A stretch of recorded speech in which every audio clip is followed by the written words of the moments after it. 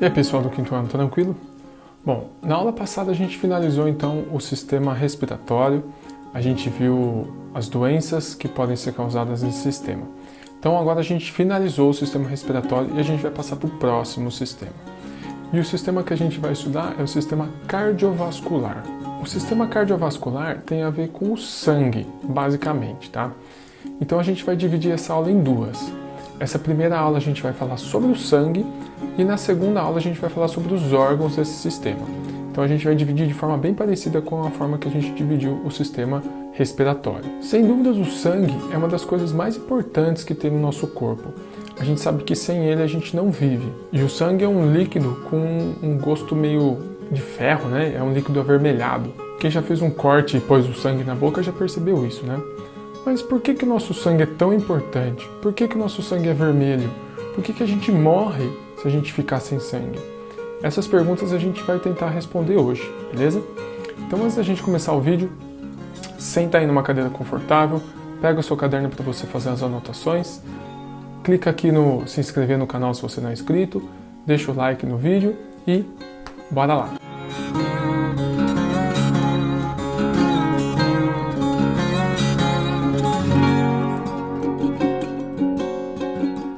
Então, antes da gente entender por que o nosso sangue é vermelho, a gente precisa entender do que ele é feito. E aí, automaticamente, a gente vai responder essa pergunta.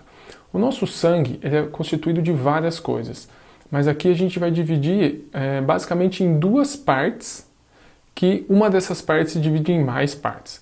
O que eu quero dizer? Vamos aos poucos. A primeira parte que a gente vai conversar é o plasma. O plasma, pessoal, é uma parte líquida do sangue. Quem já doou sangue ou separou sangue aí, percebe que esse plasma é uma parte bem clarinha do líquido, tá? Quando você passa o sangue por uma centrífuga, esse plasma ele é um pouco amarelado, tá? Nesse plasma é onde passam o restante das coisas do nosso sangue. Então vamos imaginar que o sangue é como se fosse um rio. O plasma é a água do rio. E aí as outras coisas que a gente vai estudar é como se fossem os barcos ou até mesmo os peixes desse rio. Essas coisas podem ser basicamente água, plaquetas e algumas proteínas. A água a gente sabe o que é, né? A gente já conversou sobre isso e todo mundo sabe o que é água. Mas e essas outras coisas? E é justamente elas que a gente vai estudar hoje. Então a primeira parte a gente tem plasma, que é a parte líquida do sangue, que é onde essas outras coisas importantes do sangue se movem. Bom, a segunda parte do sangue que a gente vai estudar são as plaquetas. As plaquetas, pessoal, elas fazem parte da coagulação do sangue. Nossa, que é essa palavra estranha, né? Coagulação. Se você já cortou o dedo e pegou o sangue na mão e esperou um tempinho para o sangue secar, você percebe que o sangue ele gruda um pouquinho. Esse grude do sangue é justamente a ação das plaquetas. As plaquetas, pessoal, elas agem de forma a coagular, ou seja, cicatrizar um machucado que você faz. E esse machucado pode ser tanto interno, né? Então você às vezes machuca partes internas do seu corpo, quanto externas, um corte ou um ralado que você faz. Então a coagulação nada mais é que a junção aí das partes de um corte, por exemplo. Então vamos supor que você fez um corte, tá? Você fez um corte no seu braço, por exemplo. O que vai acontecer? Depois de um tempo, o sangue vai saindo por aquele corte e ele vai cicatrizando aquele corte. Então o sangue vai secando e vai unindo as duas partes daquele corte. Isso é a coagulação. Se a gente não tivesse essa coagulação, pessoal, o sangue ia ficar saindo pelo machucado, você ia perder muito sangue e poderia até morrer. A gente vai estudar depois o que acontece na hemorragia, né, que é você perder muito sangue. Mas o que a gente precisa saber aqui nas plaquetas? As plaquetas, então, elas servem para coagular o sangue, ou seja, para cicatrizar, para fechar qualquer machucado, seja interno ou externo. E depois a gente tem as proteínas. Então a gente viu o plasma, as plaquetas e agora as proteínas. Bom, proteínas a gente sabe o que são, né, pessoal? São nutrientes. Agora, essas proteínas do nosso sangue têm papéis importantes e a gente vai separar a proteína em basicamente dois papéis importantes. Obviamente existem mais, mas a gente vai dar atenção aqui só para dois. O primeiro são os glóbulos vermelhos, ou também chamado de hemácias. E aqui está a explicação do porquê o nosso sangue é vermelho. Porque ele possui muitos glóbulos vermelhos. Basicamente, 40% do nosso sangue é constituído por glóbulos vermelhos. Bom, mas Eu vou falar que o nosso sangue é vermelho porque ele tem glóbulos vermelhos. E por que, que os glóbulos vermelhos são vermelhos? Basicamente, pessoal, porque eles têm uma coisa chamada hemoglobina. O que é hemoglobina? É uma substância que tem muito ferro, tá? E o ferro, pessoal, ele é vermelho, beleza?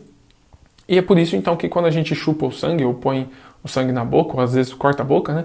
O sangue tem esse gosto de ferro, porque ele tem ferro, tá? É o mesmo ferro do portão, da panela, de outras coisas. Ferro, beleza? Então, no nosso sangue, a gente tem ferro, e é por isso que o nosso sangue é vermelho. De alguns outros insetos que não tem ferro, por exemplo, tem cobre, bastante cobre no sangue, esse sangue vai ser mais azulado, ou alguns outros materiais o sangue vai ser mais esverdeado, amarelado, depende aí de que animal é. No nosso caso, do humano e basicamente dos mamíferos, né? Cachorro, elefante, gato e assim vai, macaco, a gente tem basicamente hemoglobina, então o sangue é vermelho. E para que servem esses glóbulos vermelhos? Basicamente, pessoal, os glóbulos vermelhos são os locais, são as células onde o oxigênio e o gás carbônico são enviados, ou seja, onde os gases da nossa respiração são transportados. A gente conversou lá na respiração que quando a gente inspira, o oxigênio entra, passa por todo o sistema respiratório e chega nos alvéolos. Dos alvéolos, o oxigênio é mandado para o sangue. Só que o oxigênio não fica em qualquer lugar do sangue, ele fica exatamente nos glóbulos vermelhos. Usando a analogia que eu dei anteriormente, pessoal, do rio, é como se o oxigênio, os gases no nosso sangue, fossem sempre no mesmo tipo de barco. Que barco que é esse? Justamente os glóbulos vermelhos ou hemácias, tá? A mesma coisa, são dois nomes para as mesmas coisas. Então, é como se o oxigênio ele entrasse num barco para ir de uma cidade para outra e ele fosse sempre no mesmo tipo de barco, que é justamente os glóbulos vermelhos ou as hemácias, tá? Então, esses glóbulos vermelhos, eles fazem o transporte dos gases. Então, quando a gente inspira, a gente manda oxigênio, que passa por todo o sistema respiratório que a gente já falou, chega nos alvéolos, os alvéolos mandam para o sangue, mas mandam especificamente nos glóbulos vermelhos, tá? E aí os glóbulos vermelhos vão junto com o sangue para todo o nosso corpo, enviam esse oxigênio para as células devolvem para esses glóbulos vermelhos o gás carbônico. E aí o gás carbônico volta nesse barquinho, vamos dizer assim, que é o glóbulo vermelho, e volta lá para os alvéolos. Então é como se fosse uma viagem de ida e volta, né? O barquinho sai de uma cidade, vai para outra cidade e depois volta para a primeira. Primeiro ele leva oxigênio e depois ele volta trazendo gás carbônico. O segundo tipo de proteína que a gente tem, pessoal, são os glóbulos brancos, ou também chamados de leucócitos. Essas proteínas, pessoal, elas são como se fossem soldados, como se fossem guerreiros do nosso corpo. É justamente isso que eles fazem, eles protegem o nosso corpo de algumas doenças. Os glóbulos brancos, pessoal, são responsáveis pela fabricação dos anticorpos.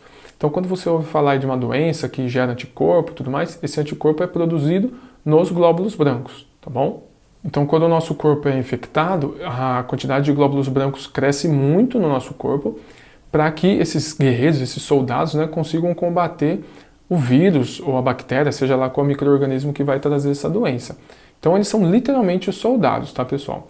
Quando acontece, às vezes, alguma coisa que a gente produz muitos glóbulos brancos em um determinado local, a gente tem o que a gente chama de inflamação. Então, o que é uma inflamação? É nada mais que o nosso corpo produzindo tantos glóbulos brancos, mas tantos glóbulos brancos para proteger determinada região, que a gente acaba sofrendo uma inflamação. Tá? Então, a inflamação é uma defesa do nosso corpo. Então, já que a gente está falando de anticorpo e dos glóbulos brancos, que são quem defendem o nosso corpo, a gente pode falar um pouco das vacinas, pessoal. As vacinas são formas que o ser humano descobriu de fazer com que pessoas não peguem doenças. Depois que você já pegou a doença, a vacina não adianta de nada, tá bom? A vacina ela vai agir como se fosse um escudo. Ela vai fazer com que você não pegue a doença. E como que a vacina funciona? A gente tem basicamente dois tipos de vacinas, mas a gente vai falar só de um aqui porque é o mais simples. Um tipo de vacina, pessoal, quando a gente recebe a vacina, a gente está recebendo nada mais, nada menos que o vírus ou o agente que faz aquela doença morto ou enfraquecido. Por que a gente injeta na gente mesmo essa doença? Tá? O vírus morto, ou a bactéria morta ou enfraquecido. Vamos imaginar que a gente tem um exército ou a polícia que vai fazer o resgate de uma pessoa que está sequestrada.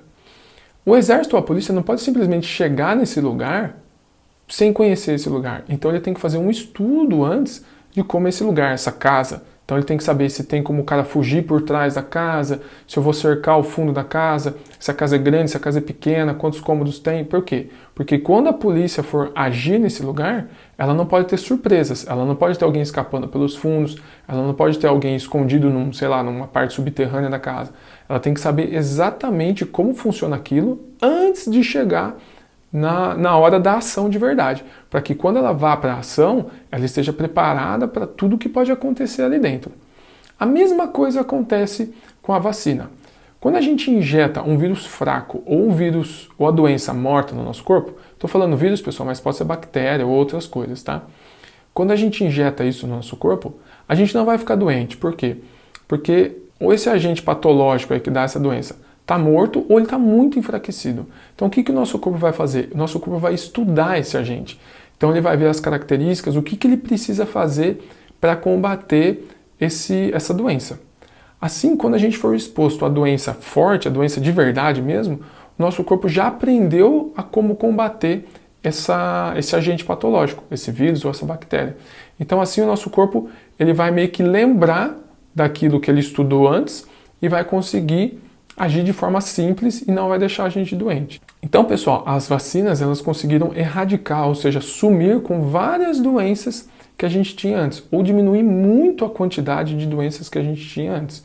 Então é por isso que quando um bebezinho nasce, ele tem que tomar várias vacinas. Então ele toma vacina de sarampo, de tétano, de rubéola, de um monte de doença. E aí vocês têm as carteirinhas de vacinação, né? E mesmo depois de grandes, a gente acaba tomando vacina, né? Um exemplo de outro vírus um pouco diferente é o vírus da gripe, que ele muda muito rápido. Então, todo ano a gente tem que tomar vacina nova para meio que nosso corpo aprender as novas formas daqueles vírus, né? E aí para o nosso corpo conseguir se defender desse vírus que acaba sempre se mudando. É como se fosse um sequestro que acontecesse em várias casas diferentes, né? Então a polícia tem que estudar uma casa, depois ele mudou para outra casa. A polícia estuda outra casa e assim vai. Tá, mas o que acontece quando o nosso corpo perde sangue? Por que a gente morre quando a gente perde sangue? Como a gente viu hoje e nas aulas anteriores, o sangue é quem leva o oxigênio e os nutrientes para todo o nosso corpo, para todas as células. No começo do vídeo eu usei o exemplo do rio, mas vamos pegar aqui agora o exemplo de uma rodovia. Então, rodovia é uma estrada, né? Na rodovia a gente tem vários caminhões, e são os caminhões que trazem tudo pra gente, gasolina, roupa, comida, encomenda que a gente compra e tudo mais. Quem traz pra gente aqui em Leme são basicamente os caminhões. Então vamos supor que um dia os caminhoneiros falam assim, ó, eu não vou mais levar nada para Leme. O que vai acontecer? Bom, no começo vão começar a faltar coisas não muito essenciais, né? Como por exemplo brinquedos ou encomendas que a gente compra na internet, roupas simples, vai começar a faltar isso. Depois de um tempo que o caminhão ainda não vier mais para cá, vai começar a faltar coisas um pouquinho mais importantes, como tipo gasolina, algumas bebidas, ou até às vezes produtos de higiene vão faltar para a gente. Então isso já começa a ser um pouquinho mais preocupante. E se ainda assim eles não vierem depois de um tempo, vai começar a faltar comida para a gente, pessoal. E aí o que pode acontecer? A gente vai ficar num caos, tá? Vai começar a ter gente roubando, vai começar a ter gente indo para outras cidades buscar comida e assim vai. Então, pessoal, com o nosso corpo é basicamente a mesma coisa. O que acontece quando a gente começa a perder sangue? Então, vamos supor que você sofreu um acidente e está saindo muito sangue do seu machucado. O que o nosso corpo faz? O nosso corpo trava as formas de enviar sangue para regiões que não são tão importantes para o nosso corpo, tipo as pernas, os braços, tá? A gente vive sem perna, sem braço, mas a gente não vive sem cérebro, sem coração, tá? Então, nosso sangue trava, nosso corpo trava as formas do sangue viajar para esses locais, deixando o sangue só nas regiões que são vitais, que são importantes para a gente sobreviver. Então, pessoal, se a gente continua perdendo sangue, a gente continua não conseguindo enviar mais oxigênio para as regiões vitais. Então, coração, pulmão, rim, eles vão começar a ficar sem sangue, ou seja, sem oxigênio, sem nutrientes, sem energia. Então, o que vai acontecer? O coração vai parar, os rins vão parar, o pulmão vai parar e a gente vai morrer. Um adulto, pessoal, que perdeu mais que 2 litros de sangue, é quase certeza que ele vai morrer, tá? Então, 2 litros de sangue aí dá mais ou menos 40% da quantidade de sangue que tem no nosso corpo, beleza?